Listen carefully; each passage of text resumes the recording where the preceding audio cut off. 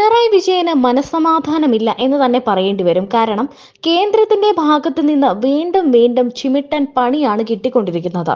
ആരോടും പരാതി പറയാനും വയ്യ, ഒന്നും മിണ്ടാനും വയ്യാത്ത അവസ്ഥ. ഇപ്പോൾ ഗവർണറുടെ രൂപത്തിലാണ് പുതിയ പണി പിണറായിക്ക് ലഭിച്ചിരിക്കുന്നത്. 5 വർഷം തികയുന്ന ദിവസം ആരിഫ് മുഹമ്മദ് ഖാൻ കേരള ഗവർണർ സ്ഥാനത്ത് നിന്ന് പടിയിറങ്ങും എന്നായിരുന്നു പിണറായി വിജയന്റെയും കമ്മികളുടെയും ഒക്കെ പ്രതീക്ഷ. എന്നാൽ ആ പ്രതീക്ഷയെല്ലാം തെറ്റിപ്പോയി. ആരിഫ് മുഹമ്മദ് ഖാന്റെ കാര്യത്തിൽ ഇതുവരെ കേന്ദ്ര സർക്കാരിൽ നിന്നും തീരുമാനമൊന്നും തന്നെ വന്നിട്ടില്ല.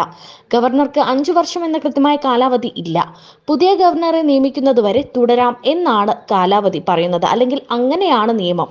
5 വർഷം കഴിയുമ്പോൾ ഇറങ്ങിപ്പോകണം എന്നൊരു നിയമമേ ഇല്ല.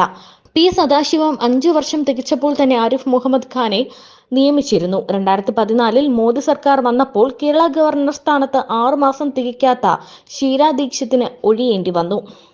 2 ആഴ്ച മുൻപ് ഡൽഹിയിൽ രാഷ്ട്രപതിയുമായും പ്രധാനമന്ത്രിയുമായും ഗവർണർ കൂടിക്കാഴ്ച നടത്തിയപ്പോഴും വ്യക്തമായ സൂചനകൾ ഒന്നും തന്നെ ലഭിച്ചില്ല എന്നാണ് റിപ്പോർട്ടുകൾ.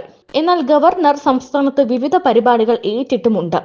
അതുകൊണ്ട് തന്നെ എന്താണ് ഗവർണർ ഉദ്ദേശിക്കുന്നത്, അല്ലെങ്കിൽ കേന്ദ്രത്തിന്റെ ഭാഗത്തു നിന്നുണ്ടാകുന്ന നീക്കം എന്താണ് എന്ന് പിണറായിക്കോ കമ്മികൾക്കോ ഒരു പിടിയുമില്ല.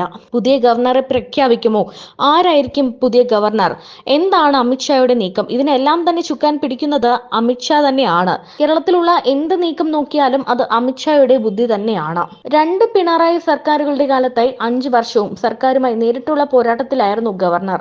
പൗരത്വ ഭേദഗതി നിയമ വിഷയത്തിൽ തുടങ്ങി കണ്ണൂർ VC നിയമനത്തിലൂടെ പോര് മൂർച്ഛിച്ചു. ചാൻസലർ എന്ന നിലയിൽ സർവകലാശാല ഭരണത്തിൽ പിടിമുറുക്കിയ ഗവർണർക്കെതിരെ ഇടതുമുന്നണി മുഖ്യമന്ത്രിയുടെ നേതൃത്വത്തിൽ പ്രത്യക്ഷ സമരത്തിനിറങ്ങി. 9 VCമാരുടെ രാജി ആവശ്യപ്പെട്ടാണ് ഗവർണർ തിരിച്ചടിച്ചത്. VCമാരെ നിയമിക്കാൻ സ്വന്തം നിലയ്ക്ക് സെർച്ച് കമ്മിറ്റി രൂപീകരിച്ചും താൽപര്യമുള്ളവരെ സെനറ്റിലേക്ക് നാമനിർദ്ദേശം ചെയ്തുമെല്ലാം ഗവർണർ സർക്കാരിന്റെ കണ്ണിലെ കരടായി. SFIയെ തെരുവിലിറക്കി ഗവർണറെ നേരിടാനുള്ള CPM തീരുമാനവും പ്രത്യാഘാതങ്ങൾ ഉണ്ടാക്കി. സർക്കാരിന്റെ പോലീസിനെ വേണ്ടെന്ന് വെച്ച് ഗവർണർ സ്വന്തം സുരക്ഷയ്ക്ക് കേന്ദ്രസേനയെ നിയോഗിച്ചു. നിയമസഭ പാസാക്കിയ ബില്ലുകൾ പിടിച്ചുവച്ച ഗവർണർക്കെതിരെ സുപ്രീം കോടതിയെ സമീപിക്കുന്ന തലത്തിലേക്ക് വരെ സർക്കാർ പോരുകൾ വളർന്നു. സർക്കാരിനോട് അടുത്ത കാലത്ത് വയനാടിന്റെ കാര്യത്തിലെല്ലാം കൂടെ നിന്നെങ്കിലും സർക്കാരിനൊപ്പം നിന്നെങ്കിലും ആരിഫ് മുഹമ്മദ് ഖാൻ തുടരുമോ എന്നതും പകരം ആര് വരും എന്നതും സർക്കാർ ഉറ്റുനോക്കുന്നുണ്ട്. എന്നാൽ ഇതിനെല്ലാം തന്നെ മാറ്റിമറിച്ചുകൊണ്ട് പല പേരുകളാണ് മുന്നോട്ട് വരുന്നത്.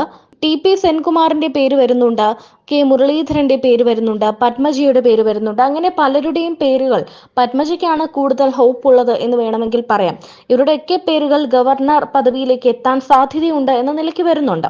എന്നാൽ അതേസമയം ആരിഫ് മുഹമ്മദ് ഖാൻ തുടരും, അല്ലെങ്കിൽ ആരിഫ് മുഹമ്മദ് ഖാൻ തന്നെ മതി എന്നൊരു തീരുമാനമാണ് കേന്ദ്രത്തിന്റെ ഭാഗത്തു നിന്നുണ്ടാകുന്നത് എന്നാണ് ചില റിപ്പോർട്ടുകൾ സൂചിപ്പിക്കുന്നത്.